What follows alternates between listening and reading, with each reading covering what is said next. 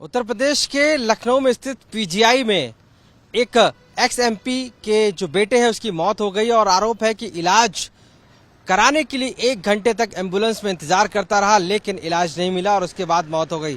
हम इस समय पीजीआई में खड़े हैं और आप देखिए वही इमरजेंसी है जहां पर एडमिट कराने के लिए जो एमपी हैं वो अपने बेटे को लेकर यहां पर आए थे और लेकिन उनको एम्बुलेंस में इस वजह से खड़ा रखा कि बेड नहीं खाली थे।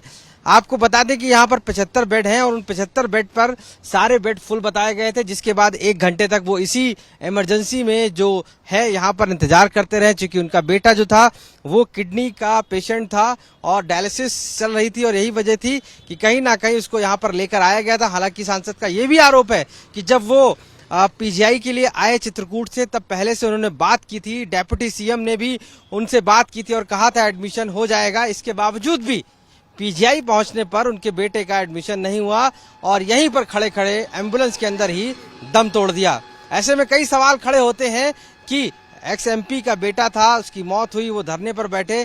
कई ऐसे जो पेशेंट्स हैं वो यहाँ पर आते हैं, वापस कर दिए जाते हैं। स्वास्थ्य की जो बात कही जाती है उत्तर प्रदेश में, वो कहीं ना कहीं इसी इंसिडेंट से साबित होता है कि कई ऐसे पेशेंट्स होते होंगे जो ऐसे ही वापस लौट जाते हैं। हालांकि इस पूरे मामले पर अब जांच बैठी हुई है और ये डिसाइड किया जाएगा कि आखिर इसके पीछे दोषी कौन है डॉक्टर जिसने एडमिशन नहीं लिया। हमारे साथ डायरेक्टर है पीजीआई के डॉक्टर आके धीमन जी, उनसे पूछते हैं।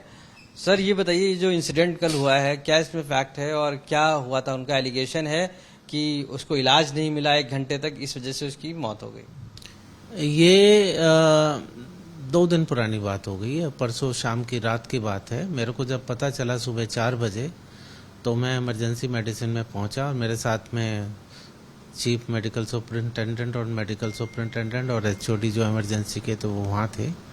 जो भैरव प्रसाद मिश्रा जी हमारे माननीय सांसद हैं बांदा से, तो उनसे मैंने बात करी थी। तो उन्होंने उनके बेटे को जो है रीनल फेलियर था, डायलिसिस पे थे और उस दिन कुछ ज़्यादा ही सीरियस हो गए, तो वो उनको लेके आए यहाँ पर। तो उनको लेके आए तो जो हमारे वहाँ पे डॉक्टर थे उन्होंने कहा कि हमारे यहाँ बेड खाली नहीं है या स्ट्रेचर खाली नहीं है, आईसीयू का केस है। तो आईसीयू की बात करने लगे, आईसीयू में तैयारी करने लगे और जो शायद उनको ट्रीटमेंट उसी समय मिल जाना चाहिए था वो नहीं मिला। लेकिन हमने इसके लिए एक पूरी कमेटी गठित कर दी है और वो कल ही कर दी थी। कमेटी ने संडे को पूरे दिन काम किया और आज भी कर रही है और मैं आशा करता हूं कि 5 बजे तक इसकी हमको रिपोर्ट मिल जाएगी और जो रिपोर्ट होगी और उसके साथ में जो हमारी रिकमेंडेशंस होगी वो हम सरकार को फॉरवर्ड कर देंगे। सर पीजीआई माना जाता है काफी टॉप लेवल का हॉस्पिटल है, यहाँ पर की जो सुविधाएं हैं वो काफी अच्छी मेंटेन है, दूर दूर से मरीज यहाँ पर आते हैं और ऐसे में आपको लगता है कि क्या वजह रही, कहाँ पर ये चीजें लैप्स हुई हैं? देखिए, ऐसी घटनाएं कभी कभी हो जाती हैं, खाली इसी अस्पताल में नहीं है, कहीं पे भी हो सकती हैं। लेकिन मेरे को इसका बहुत ही सख्त अफसोस है क्योंकि हम इस इंस्टीट्यूट के और बेहतर बनाने के लिए बहुत काम कर रहे हैं, इसको एक्सपेंड कर रहे हैं। जहाँ पर एक साथ मरीज बहुत इकट्ठा होते थे जिससे कि वो दूसरे सेक्शन में भी देखे जाएं। मैं एग्जांपल दूंगा, जैसे एडवांस डायबिटिक सेंटर आ रहा है तो उसमें डायबिटीज वाले पेशेंट में जितने भी कॉम्प्लिकेशंस हैं वो सारे के सारे जो हैं उसका इलाज हो सकेगा। तो डायबिटीज के पेशेंट जो हैं मेन हॉस्पिटल से उधर जाने लगेंगे।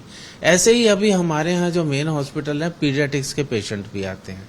तो माननीय मुख्यमंत्री जी का जो ड्रीम प्रोजेक्ट है एडवांस डायबिटिक सेंटर, वो भी अब आ रहा है। 573 बेड होंगे तो फिर यहाँ के मरीज जो हैं उधर देखने लगेंगे। तो ज़्यादा से ज़्यादा पेशेंट्स को हम एडजस्ट करने की कोशिश कर रहे हैं।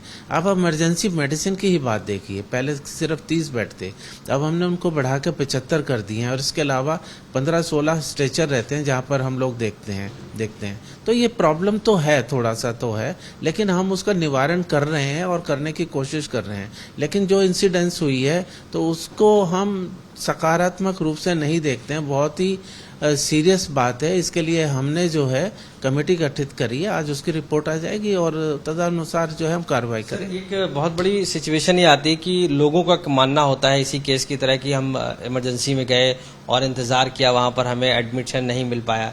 उसकी मेन वजह क्या हो सकती है कि क्यों एडमिशन नहीं मिल पाता है? क्या हमारे पास बेड की कमी है, 75 हैं जैसे आपने बताया, बाकी स्ट्रेचर हैं, या क्या फैक्ट है और कब एडमिशन उनको मिल पाएगा? उसके लिए क्या आपको उपाय करने हैं और आगे? देखिए, मैं आपको बताऊं, जहां तक इमरजेंसी की बात है, चाहे वो पीजीआई की हो या केजीएमयू की हो या आरएमएल की हो या और किसी अस्पताल की हो, यहाँ पे बर्डन हमेशा बहुत ज्यादा रहता है। जितनी व्यवस्था बेड की होती है वो हमेशा कम रहती है।